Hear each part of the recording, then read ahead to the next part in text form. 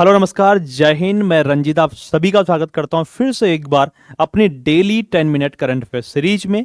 प्यारे साथियों, आइए शुरू करते हैं। क्वेश्चन नंबर फर्स्ट ईयर आपकी स्क्रीन पर, और क्वेश्चन है राइट टू प्रिवेसी को किस सुप्रीम कोर्ट के किस लैंडमार्क जजमेंट के द्वारा इसे फंडामेंटल राइट्स डिक्लेयर किया गया, यानी मौलिक अधिकार की श्रेणी में इसे रखा गया। तो क्वेश्चन नंबर फर्स्ट का जो आंसर हो जाएगा प्यारा साथी, हो जाएगा बी, यानी के एस पुट्टास्वामी केस में 2017 का एक केस है जिसके थ्रू राइट टू प्राइवेसी या राइट टू प्रिवेसी, जिसे हम कहते हैं निजता का अधिकार भी बोला जाता है प्यारे साथियों इसे, ठीक है, जिसे हम कहते हैं निजता का अधिकार। ये आपके पास निजता का अधिकार, और निजता का अधिकार किस बात को लेकर के, क्योंकि अगर हम बात करें प्रेजेंट अभी वर्तमान की अगर बात करें एआई के टाइम पे, है ना, हमारा चाहे वो कॉल से रिलेटेड हो या फिर कोई भी डेटा आपके पास हो, या फिर जीने में भी हमें क्या चाहिए, अगर जीना है तो भैया मेरी अपनी क्या होनी चाहिए, कुछ प्राइवेसी होनी चाहिए। उसको ध्यान में रखते हुए इसे एस पुट्टास्वामी केस के थ्रू इसे आर्टिकल नंबर 21 में, आर्टिकल नंबर 21 में जो हमारा मौलिक अधिकार है उसे रख दिया गया। आइए जानते हैं राइट टू प्राइवेसी की अगर हम बात करें तो क्यों जरूरी है आज की डेट में, आज के डिजिटल टाइम पे, क्योंकि डाटा को क्या करना, उसका मिसयूज ना हो सके। गवर्नमेंट या कंपनियों द्वारा क्या सर्विलांस से बचाव के लिए किया जा सकता है, या इंडिविजुअल फ्रीडम की रक्षा के लिए किया जा सकता है। मेरी रक्षा, आपकी रक्षा, अपनी व्यक्तिगत तौर पर रक्षा के लिए इसका यानी इसका यूज बेटर माना जा सकता है। और लोकतंत्र देश में, यानी हम डेमोक्रेटिक इंडिया है, अगर भारत में लोकतंत्र है तो भैया क्या होना चाहिए, एक डिग्निटी और लिबर्टी, ताकि मजबूत हो सके। इसलिए निजता के राइट को या राइट टू प्राइवेसी को एक फंडामेंटल राइट्स मान लिया जाए। आर्टिकल नंबर किसके थ्रू सुप्रीम कोर्ट ने माना है, आर्टिकल नंबर 21 में ही है राइट टू प्राइवेसी। हालांकि इसको लेकर के कई आप जानते हैं कंट्रोवर्सीज होती हैं। रिसेंटली यूसीसी जब आया था तब भी देश में इसके बारे में बात हुई थी, सुप्रीम कोर्ट का कई तब जो है जजमेंट सामने आए थे। और यहां पर एक आप देख लीजिएगा, राइट टू इंफॉर्मेशन भारत में है, आप जानते हैं, और वर्सेस प्राइवेसी, यानी जब राइट टू इंफॉर्मेशन था या आरटीआई जब आया उसके बाद ठीक है, लेकिन जब से राइट टू प्राइवेसी को फंडामेंटल राइट्स देखा गया या फिर जब आया तो एक दूसरे को कहीं ना कहीं ये कम ज्यादा आंक रहे हैं। तो खैर चलते हैं क्वेश्चन नंबर नेक्स्ट, यानी क्वेश्चन नंबर सेकंड है, what was the primary object of the Chakravarti committee.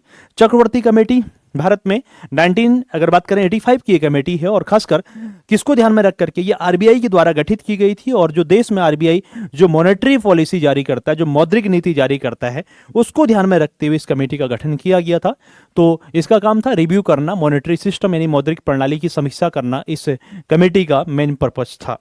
बढ़ते हैं question number third, which one of the following is not component of the great Nicobar project. Great Nicobar project प्यारे साथियों आप जानते हैं काफी टाइम से चर्चाओं में है, ठीक है, और एक भारत सरकार का एक बहुत बड़ा प्रोजेक्ट है जो हर तरीके से बेनिफिशियल, यानी हर तरीके से इसका फायदे भी हैं और कुछ इसके डिसएडवांटेज भी देखने को आप देख पा रहे हैं। अभी रिसेंटली आप जा रहे हैं इसकी अगर बात करें तो एनजीटी इसके अगेंस्ट में कई चीजें अपनी यानी एविडेंस दे चुका है एनजीटी, यानी नेशनल ग्रीन ट्राइब्यूनल, और सरकार दोनों देखो गवर्नमेंट एंटिटी, यानी ये भी गवर्नमेंट का ही है, लेकिन दोनों की अगर प्रूफ, अगर एविडेंस देखोगे तो अलग अलग आपको देखने को मिलेगी, जैसे नीचे में आपको पढ़ने को मिल रहा है। तो इसके बारे में अगर बात करें कौन सा एक इसके अंतर्गत नहीं आता है या इस प्रोजेक्ट में शामिल नहीं है, तो पहला पॉइंट आप देख ले रहे हैं यहाँ पे, वहां पे एक आइलैंड है, उसका नाम है गलेथिया, है ना, गलेथिया बे है, ठीक है। तो वहां पर इंटरनेशनल लेवल पे क्या बनाएंगे, ट्रांसशिपमेंट पोर्ट वहां पे स्टैब्लिश करना, बिल्कुल सही है। ग्रीनफील्ड इंटरनेशनल एयरपोर्ट, बिल्कुल, यानी टूरिस्ट के लिए बड़ा इंपॉर्टेंट हो जाएगा।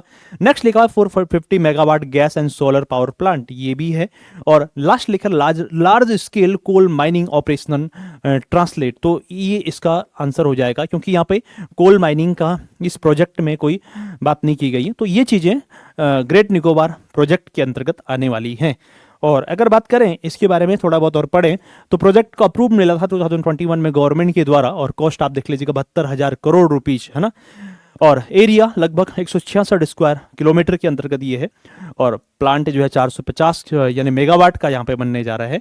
और इसलिए दिक्कत है यहाँ पे क्योंकि जो ये आप देख रहे हैं, ठीक है, ये वाला पूरा का पूरा रीजन आप देख रहे हैं, वहाँ पे इन्वायरमेंट एंड इकोलॉजी के लिए वो बड़ा सेंसिटिव जोन है, और वहाँ पे बहुत सारे ट्राइबल्स लोग भी रहते हैं वहाँ पे। तो ऐसा इस प्रोजेक्ट से उनको कोई दिक्कत ना हो, तो ये वाली बात एनजीटी करता है, ठीक है। चलिए बढ़ते हैं क्वेश्चन नंबर 4, और क्वेश्चन नंबर 4 है, विच of the following is not with in the jurisdiction of NGT. ये आपके पास एनजीटी है, और एनजीटी ही इस पे आप देख रहे हैं कि जो प्रोजेक्ट तो निकोबार है, उसी पे बात चल रही थी अभी। एनजीटी जो है अपने एविडेंस दी एनजीटी ने सुप्रीम कोर्ट के सामने, और ये उसी से रिलेटेड है। एनजीटी के बारे में कौन सा एक सही है आपको बताना है। और पहला है वाइल्ड लाइफ प्रोटेक्शन, बिल्कुल सही है, वाइल्ड लाइफ प्रोटेक्शन इसका काम है।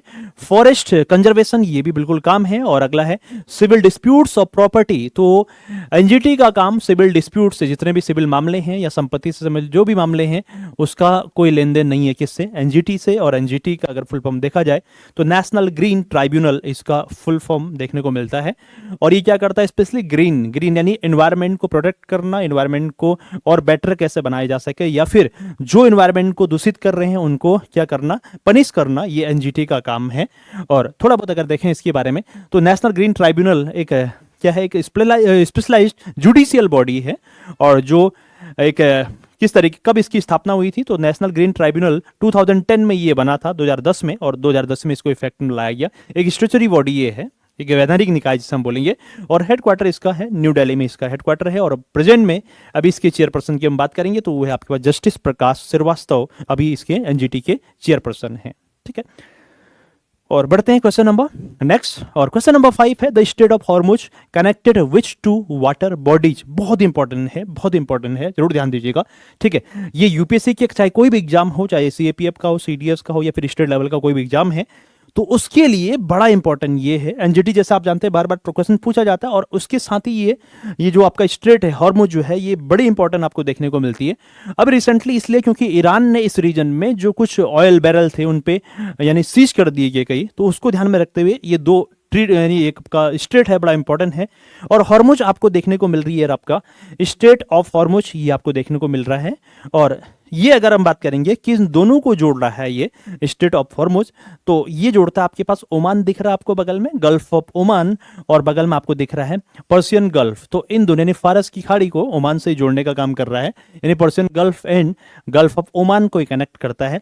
इसी के साथ ही आपको एक और स्टेट पढ़ना है जो बड़ा इंपॉर्टेंट है, और वो है आपके पास स्टेट ऑफ बाबल मंदेब, है ना, स्टेट ऑफ बाबल मंदेब, ये आपको देखने को मिलती है। और ये किसको कनेक्ट कर रही है, रेड सी को ये करती है, गल्फ ऑफ अदन से ये कनेक्ट करती है ना, रेड सी को गल्फ ऑफ अदन से कनेक्ट करती है, स्टेट ऑफ बाबल मंदेब।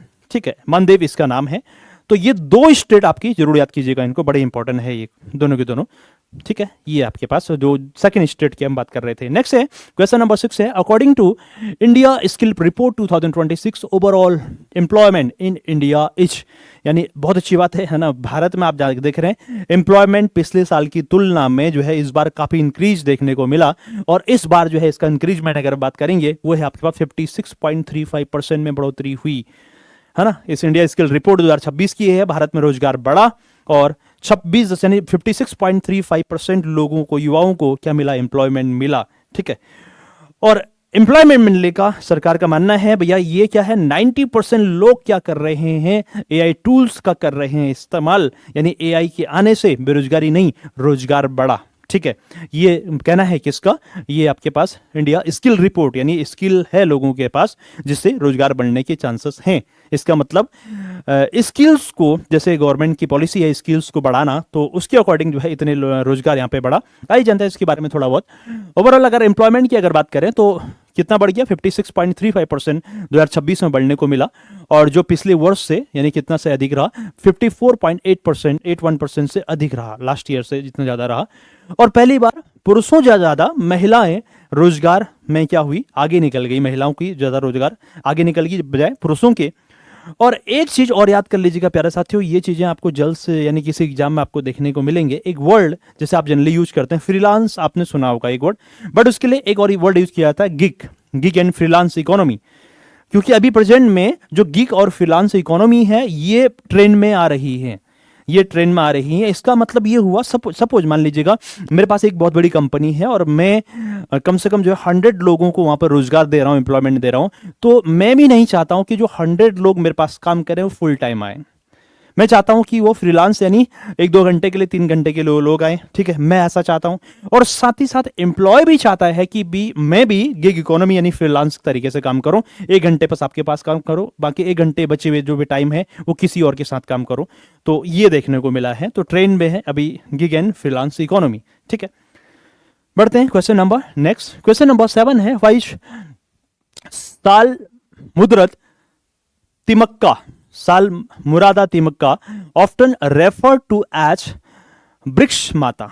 रिसेंटली आप देख रहे हैं ये वृक्ष माता के नाम से इनको जाना जाता है। इनका नाम है सालू मुरादा तिमक्का, और इनको किस नाम से जानते हैं? इनको ट्री मदर के नाम से इसको जाना जाता है, या वृक्ष माता के नाम से इनको जाना जाता है। और ये बिलोंग करती हैं कर्नाटका से हैं भैया, ये कर्नाटका से ये हैं। और कर्नाटका में इन्होंने किसके लिए पॉपुलर है, इन्होंने क्या किया वहां पे, इन्होंने यानी हजारों संख्याओं में, या फिर कई हजारों नहीं, यानी कई हंड्रेड जो है इन्होंने क्या लगाए थे वहां पे, बनियन ट्री लगाए थे। प्लांटेड 100 ऑफ बनियन ट्रीज, इतने सारे ये वहां पे बरगद के पेड़ लगा चुकी हैं। और इनको यानी किस नाम से जानते हैं? वृक्ष माता के नाम से इनको जाना जाता है। और इनको जो है 2019 की हम बात करेंगे, 2019 में इनको सरकार के द्वारा इनको पद्मश्री अवार्ड से भी इनको जाना गया, पद्मश्री अवार्ड भी इनको दिया गया 2019 में। इसके अलावा कई और नेशनल अवार्ड इनको मिल चुके हैं। और रिसेंटली अभी कल इनकी डेथ हुई थी, और 114 साल की वर्ष में इनकी डेथ हुई थी। और ये है कहाँ से? कर्नाटका की हैं ये, तो जरूर इनका नाम याद कीजिएगा। नेक्स्ट अगर हम बात करेंगे, क्वेश्चन नंबर 8 है, द मस्कट खम्मागनी, ठीक है, ये वर्ड आपने सुना होगा। Khelo India youth games 2025 are inspired by the which of the following, यानी किससे इंस्पायर्ड है हमारा खम्मागनी जो यूथ गेम है, उसका एक मस्कट है, वो किससे इंस्पायर्ड है? तो ये आपके पास the camel and local greeting, और वो है आपके पास खम्मागनी, यानी कैमल जो रूस यानी आपका रेगिस्तान में, या फिर राजस्थान की अगर बात करेंगे। तो रिसेंटली अगर बात करें तो सर ये गेम कहाँ पे होने हैं? 2025 में जो खेलो इंडिया यूथ गेम होने हैं, ये हो रहे हैं आपके पास, ये राजस्थान में जो है ये गेम होने वाले हैं, ठीक है। तो अभी इसका शुभंकर यानी इसका जो मस्कट है वो क्या आपके पास? खम्मा एंड गनी इसका मस्कट है। बढ़े question number 9, exercise Garuda is conducted between which force, यानी जो गरुड़ा है वो एक तो इंडिया और फ्रांस के बीच में वो देखने को मिलती है।